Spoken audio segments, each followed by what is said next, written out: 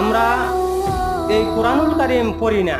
কোরআনুল কারীম থেকে দূরে রাখার পরিণতি হলো আমাদের ইসলাম থেকে সরে যাওয়া, তাকওয়ার ধারে কাছে না আসা। তাহলে আমাকে আপনাকে যেই কাজ করতে হবে, আল্লাহর তাকওয়া অর্জন করতে হবে।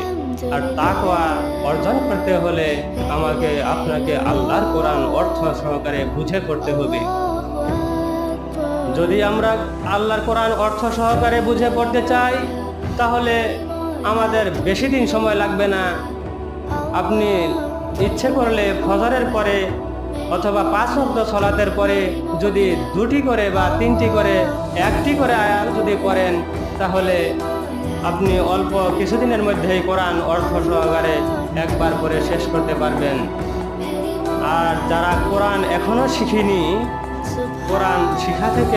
কোরআন শিক্ষা নেওয়া থেকে দূরে থাকার